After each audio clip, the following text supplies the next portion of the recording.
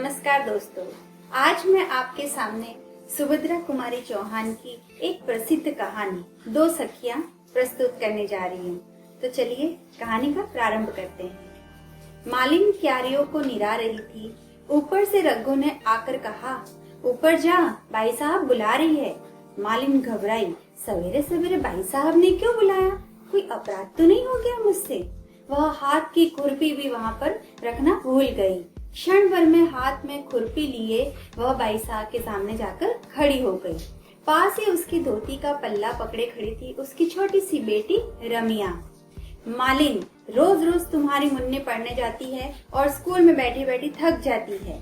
इधर तुम्हारी रमिया दिन भर घास खोदती है और बगीचे में मजा करती है। अब यह न होगा, रमिया को भी पढ़ने जाना पड़ेगा। मालकिन का स्वर सुनते ही मालिन का भय जाता रहा। बोली, रमिया तो आप ही की बेटी है भाई साहब, चाहे पढ़ने भेजो चाहे बगीचे में काम कराओ। पर रमिया पढ़ने जाएगी तो मुन्नी रानी का बगीचा ना सूख जाएगा, उससे कौन सींचेगा? किसी के बोलने से पहले ही मुन्नी बोल उठी, तो फिर हम भी बगीचा सींचेंगे। रमिया पढ़ने ना गई तो हम भी पढ़ने ना जाएंगे, चाहे कुछ भी हो जाए। कहकर फिर मालिन ने कहा, पर रमिया के पास तो पट्टी भी नहीं है, पुस्तक भी नहीं है, कौन देगा मुन्ना रानी? मुन्नी बोली, पट्टी और पुस्तक का बहाना ना करो मालिन, हम देंगे, पर रमिया पढ़ने नहीं जाती तो हम भी नहीं जाते। पुस्तक भी नहीं और पट्टी भी नहीं, यह कहकर पुस्तक पट्टी फेंक कर मुन्नी चली जाती है। माँ ने उसे पकड़कर कहा, ठहर जा मुन्नी, रमिया भी जाएगी पढ़ने। पर मुन्नी तो किसी न किसी बहाने पढ़ने जाना ही नहीं चाहती थी। मालिन के हाथ से खुरपी लेती हुई बोली, माँ, रमिया कैसे जाएगी पढ़ने? उसके पास साफ कपड़े कहाँ हैं? मैं अब बगीचे में काम करने जाती हूँ। मुन्नी जीने से नीचे उतरने लगती है। मुन्नी को आखिर पढ़ने के लिए जाना ही पड़ा, साथ में जबरदस्ती रमिया को भी जाना पड़ा। पट्टी पुस्तक घर से ही ढूंढ कर दे दी गई। मुन्नी का ही एक पुराना फ्रॉक पहनकर रमिया पहले ही दिन स्कूल गई। धीरे धीरे दोनों में खूब मेल हो गया। अब वे स्कूल साथ में जानती थी और घबराती भी नहीं थी। दोनों साथ स्कूल जाती और साथ ही लौट आती। अब मुन्नी को भी कोई शिकायत नहीं थी, वह मुफ्त में पढ़ने जाती और रमिया दिन भर मजा भी करती। दिन जाते देर नहीं लगती। देखते देखते लड़कियां बड़ी हो गई। दोनों जिस दिन से साथ साथ पढ़ने लगी, उनमें सद्भावों के साथ साथ गाढ़ी मित्रता भी हो गई। मुन्नी अपने किसी भी व्यवहार से यह प्रकट न होने देती कि रमिया उसकी आश्रिता मालिनी की बेटी है। रात को रामी जरूर माँ के पास सोती, बाकी सारे समय मुन्नी के ही साथ बिताती थी। इसी साल दोनों ने मैट्रिक की परीक्षा दी है। मुन्नी के पिता मुन्नी के ब्याह की तैयारी में हैं, पर रामी की माता के सामने एक समस्या थी। वह सोच रही थी कि रामी अब इतना पढ़ गई है, इसका चाल ढाल, इसके बाद व्यवहार से वह मुझ अनपढ़ की लड़की से जान ही नहीं पड़ती। मैं इसका विवाह कैसे और कहाँ करूँगी? फिर भी वह सोचती नहीं, विवाह कोई बात नहीं, मेरी रामी स्कूल की मास्टरनी बनेगी और तब रामी मुझे यहाँ का मालिक का काम नहीं करने देगी। तो क्या मैं अपने इतने अच्छे मालिक को छोड़कर चली जाऊंगी? यहाँ मेरी जिंदगी बीती है, यहीं मरूंगी भी। रामी दिन भर चिंता में है वह घूमा करती थी। उसे माँ के साथ बगीचे में काम करने में लज्जा और संकोच मालूम होता था, पर यह भी न सहा जाता था कि उसकी माँ दिन भर मेहनत करे और वह बैठी रहे। माँ को काम करते देख उसे बड़ी वेदना होती थी, पर दूसरा कोई उपाय भी तो न था। उसने सोचा, परीक्षा फल के निकलते ही चाहे पास हूँ चाहे फेल, मैं कहीं न कहीं नौकरी ढूंढ ही लूंगी। 15-20 रुपए ही मिलेंगे तो क्या हुआ, माँ को तो दिन भर मजदूरी ना करनी पड़ेगी। माँ ने बहुत कष्ट उठाया है, अब वे बूढ़ी भी हो चली हैं, अब उन्हें अधिक दिन कष्ट न सहने दूंगी। और इसी निश्चय के अनुसार उसने कई स्कूलों में प्रार्थना पत्र भी भेज दिए। मुन्नी की खिचड़ी अलग ही पक रही थी। उसे चिंता थी रामी के ब्याह की। वह सोच रही थी, हम दोनों साथ साथ पढ़ी और साथ साथ बड़ी हुई, साथ ही मैट्रिक की परीक्षा दी, और अब विवाह केवल मेरा ही हो? रामी का भी तो विवाह होना चाहिए। रामी का विवाह उसकी माँ के लिए न होगा और फिर रामी को पढ़ा लिखा कर किसी अनपढ़ के गले से बांधना भी तो कितना बुरा होगा। पिता की लाडली मुन्नी अपने इन उठते हुए भावों को न दबा सकी। एक दिन अपने पिता से बोली, बाबूजी, रामी को तुम्ही ने पढ़ाया लिखाया है, उसके विवाह की फिक्र भी तुम्ही को करनी पड़ेगी। अब उसका विवाह किसी गंवार से तो ना हो सकेगा। पिता ने आश्वासन के स्वर में कहा, इस विवाह के बाद रामी के ही विवाह का नंबर आएगा। मैं लड़के की तलाश में हूँ। मुन्नी का भाई जगत सिंह, जो इधर 5 साल से विदेश में था, आज आ रहा है। मुन्नी के पिता लड़के को लेने पहले से मुंबई पहुंच चुके हैं। शाम को गाड़ी आएगी। मुन्नी और रामी दोनों सखियां बड़ी लगन के साथ जगत सिंह का कमरा सजा रही हैं। मुन्नी बड़ी ही प्रसन्न चित्त और चंचल स्वभाव की लड़की थी। वह स्वयं खुश रहना जानती थी और आसपास रहने वालों को भी खुश रहने के लिए विवश करती रहती थी। भाई की मेज पर एक सुंदर टेबल क्लॉथ बिछाते हुए मुन्नी बोली, देख रामी, मैंने तेरे विवाह के लिए पिताजी से कहा है। वह कोई सुंदर सा तेरे ही सरीखा पढ़ा लिखा वर खोजकर तेरा भी विवाह कर देंगे। और मुन्नी ने एक हल्की सी चपत रामी के गालों पर जड़ दी। रामी उदासी में बोली, पर मैं तो विवाह करूंगी ही नहीं। मुन्नी हंसती हुई बोली, ऐसा तो मत बोल रामी, तू मुझसे डरती नहीं? मैं कहीं मचल गई तो पिताजी को मेरे विवाह के पहले तेरा विवाह करना पड़ेगा। स्कूल जाने की बात भूल गई क्या? हम दोनों हंस पड़ी। अचानक श्रृंगार मेज के पास पड़े आईने के दोनों ने अपना अपना प्रतिबिंब दिख पड़ा। मुन्नी कुछ देर तक देखती रही, फिर बोली, रामी, मैं तुझसे गोरी हूँ, पर सुंदर तू ही मुझसे ज्यादा है। अच्छा देख, तुझसे कह देती हूँ, तू मेरे पति के सामने मत आना। कहीं ऐसा न हो कि वो मुझे छोड़कर तुम्हें पसंद कर ले। मुन्नी को एक धक्का देकर रामी बोली, अब तुम मेरा मजाक तो मत उड़ाओ। कहाँ तुम और कहाँ मैं, बहुत फर्क है। तुम मुझसे गोरी भी हो और सुंदर भी हो, पर फिर भी तुम घबराना मत, मैं तुम्हारे पति के सामने न आऊंगी। तुम्हारे ऊपर उनका जो प्रेम होगा उससे कण भर भी न लूंगी। अब खुश? मुन्नी बोली, पर सुंदर मुझसे ज्यादा तू ही है, मेरा दिल कहता है और यह दर्पण भी कहता है। जी चाहता है इसे तोड़ दो। फिर कुछ ठहर कर बोली, अच्छा भैया को आने दो, जिसे सुंदर कहेंगे बस वही सुंदर, ठीक है ना?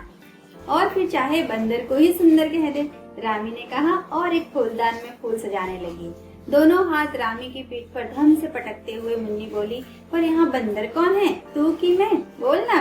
रामी ने कहा, न तू न मैं, पर कहीं वे तीसरे को ही बंदर न बता दें। जगत सिंह को लेने उनके पिता मुन्नी और बहुत से लोग स्टेशन पहुँचे थे। घर आए, बहुत देर तक घर में चहल पहल मची रही। जगत कुछ अस्वस्थ था। सबसे विदा लेकर वह सोने के लिए अपने कमरे में आया। कपड़े उतारकर वह लेट गया। वह सचमुच थका हुआ था, किंतु एक ही मिनट के बाद आंधी के झोंकों की तरह दोनों दरवाजे को फटाफट खोलती हुई पहुंची। एक हाथ से वह रामी को घसीटती हुई ले गई। वह बोली, भैया सोने से पहले आपको एक बात का फैसला करना है, सच सच कहना, मैं ज्यादा सुंदर हूँ कि यह? उसने रामी की तरफ इशारा करते हुए कहा। जगत हंस पड़ा, बोली, मुन्नी तो अभी तक नीरी बच्ची ही है, जा मुझे सोने दे, मैं थक गया हूँ। और वह करवट बदल कर सो गया। भैया तुम अभी तक बड़े खराब हो, कहती हुई रूठ कर मुन्नी चली गई। किंतु इसके बाद जगत सो न सका। उसके सामने रह रहकर शर्माई हुई रामी का चित्र आ जाता था। वह यही निर्णय न कर सकता था कि यह लड़की कौन है। विवाह में दूर दूर के बहुत से संबंधी रिश्तेदार आए होंगे, मुमकिन है उन्हीं में से किसी की लड़की हो, पर इसे तो जगत ने कभी देखा ही नहीं। चेहरा पहचाना हुआ सा लगता है। जिस बात का उत्तर वह मुन्नी को न दे सका था, वही उत्तर बराबर उसके दिमाग में चढ़कर काट रहा था। कितनी सुंदर लड़की है। सुबह 6 भी न बज पाए थे। मुन्नी के उधम के मारे जगत का सोना मुश्किल हो गया। जगत उठकर बैठ गया। मुन्नी से बोला, मुन्नी जरा गंभीर बनो बहन, अब तुम्हारी शादी होने वाली है। जगत की दृष्टि दरवाजे की ओर गई। 2 सुकुमार पैर दरवाजे की ओट में ठिठक गए थे। मुन्नी ने जैसे जगत की बात सुनी ही ना, बोली, भैया देखो अब रामी तुमसे शर्माती है और आती नहीं अंदर। वह देखो वहाँ खड़ी है। और एक बार भैया तुम्हें याद है ना, वो कितनी मछली थी, तुम इसे शादी करेगी। और फिर जब तुमने कहा कि तुमने शादी कर ली है, इसे 2 पैसे दे दिए, और तब कहीं यह मानी थी। मुन्नी एक सांस में यह सब कहकर हंस पड़ी। जगत चौंक पड़ा, तो यह रामी है। आओ रामी, अंदर आओ, वहाँ क्यों खड़ी हो, चाहो तो 2 पैसे और ले लो, कहकर वह हंस पड़ा। रामी लाज और संकोच में सिमटी हुई सी भीतर आई, पर वह खुलकर जगत से बातचीत न कर सकी। न जाने कहाँ की लज्जा ने उसकी जबान पर ताले डाल दिए थे। वह चुपचाप खड़ी रही। जगत ने उससे बोलने की कोशिश की, बहुत की, पर उसका सिर नीचे से ऊपर न उठा। जगत ने कहा, लो तुम मत बोलो, मैं तो जाता हूँ। मुन्नी की समझ में न आया कि आखिर जगत भैया से रामी इतना क्यों शर्माती है। उसने रूठ कर कहा, जा तू बड़ी खराब है रामी, तूने मेरे जगत भैया का अपमान किया है। तू उनसे नहीं बोली, मैं भी तुझसे ना बोलूंगी। रानी ने नम्रता से कहा, नहीं बहन, मेरी अपमान करने की कोई नीयत नहीं थी। तुमने छुटपन की ऐसी बात कह दी जिसे शर्म के मारे में मैं मरी जा रही थी। फिर कैसे बोलती। और दोनों सखियों में उसी समय मेल भी हो गया। उसी दिन लड़कियों का रिजल्ट निकला। दोनों पास थी, मुन्नी 2nd डिवीजन में और रामी 1st डिवीजन में। मुन्नी ने इससे कुछ बुरा ना माना। वह रामी के पास आकर उससे लिपट कर बोली, देख रामी, तू सभी बातों में मुझसे बढ़कर है। मैं 2nd पास हुई तो तू 1st में। यह ठीक नहीं, तुझे मेरे साथ चलना चाहिए। रामी ने कहा, सभी बातों में नहीं बढ़ रही हूँ, विवाह तुम्हारा ही पहले हो रहा है। कौन जाने तू इसमें भी मुझसे आगे बढ़ जाए। कहती हुई मुन्नी भाग गई। रामी जगत के कमरे से फूलदान लेकर बाहर आ ही रही थी कि इतने में वह भी पहुंच गया। वह कई दिनों से रामी से एकांत में कुछ बात करना चाहता था। उसने रामी का हाथ पकड़कर अंदर खींच लिया। बोला, रामी ठहरो, मुझे तुमसे कुछ बातें करनी है। रामी घबरा गई, इधर उधर देखती हुई, आप मेरा हाथ छोड़ दीजिए, कोई देख लेगा। जगत बोला, पर तुम ठहरोगी, जाओगी तो नहीं। रामी का स्वर कांप रहा था। वह बोली, ठहरूंगी, पर पहले आप मेरा हाथ छोड़ दीजिए। रामी का हाथ छोड़ जगत दरवाजे के पास रास्ता रोककर खड़ा हो गया और बोला, रामी, मेरे पास भूमिका बांधने का समय नहीं है। मैं तुमसे विवाह करना चाहता हूँ, तुम्हें स्वीकार है? रामी कांप उठी। उसने कहा, पर यह कैसे हो सकता है? मैं मालिन की लड़की हूँ और आप क्षत्रिय। फिक्र मत करो, मैं तुम्हारी राय जानना चाहता हूँ। अब रामी कैसे बोले? सिर नीचा किए करके वह खड़ी रही, पर अनुभवहीन जगत क्या जाने कि यह मौन स्वीकृति का सूचक है। वह अधीर होकर बोले, रामी उत्तर दो, हाँ या ना। मैं तुम्हारे मुंह से सुनना चाहता हूँ। तुम खुशी से स्वीकार कर लोगी तो ठीक है, इनकार करोगी तो मैं तुम पर किसी प्रकार का दबाव न डालूंगा। सच्चे आदमी की तरह मैं तुमसे पूछता हूँ, क्योंकि मैं तुमसे विवाह करना चाहता हूँ, पर तुम्हारी अनुमति से, तुम्हारी इच्छा के विरुद्ध नहीं। रामी फिर चुप। जगत से रहा न गया। उसने फिर रामी का हाथ पकड़ लिया और बोला, रामी, मेरा भविष्य तुम्हारे उत्तर पर निर्भर है। बोलो, तुम्हारी इच्छा के खिलाफ मैं तिल भर इधर उधर न जाऊंगा। बोलो, तुम्हें स्वीकार है? मैं बहुत पहले ही स्वीकार कर चुकी हूँ। कहती हुई हाथ छुड़ाकर रामी भाग गई और सीधी जाकर अपनी माँ के खाट पर लेट गई। उसने मन ही मन कहा, रामी के चंडी ठाकुर, तुम ही रामी को भुला देते तो रामी का दुनिया में कौन रह जाता। जगत ने अपना निश्चय पिता से कहा। पिता के पास काफी पैसा था, रुपयों का उन्हें लोभ न था, फिर वे स्वयं रामी को बहुत चाहते थे। इस बात पर किसी को कोई ऐतराज न हुआ और जगत की माँ को भी नहीं हुआ। वे किसी बड़े आदमी से ही संबंध जोड़ना चाहते थे। एक मालिन की लड़की से ब्याह कर उनके दृष्टिकोण से समाज में उनकी प्रतिष्ठा बढ़ने की जगह कम हो जाएगी, पर उनकी कुछ न चली। एक ही मंडप में रामी और विवाह जगत का हो गया और मुन्नी का विवाह शांति स्वरूप से हो गया। तो दोस्तों, आपको आज की कहानी कैसी लगी? अपने कमेंट आप नीचे दिए गए कमेंट बॉक्स के माध्यम से हमें शेयर कर सकते हैं। धन्यवाद।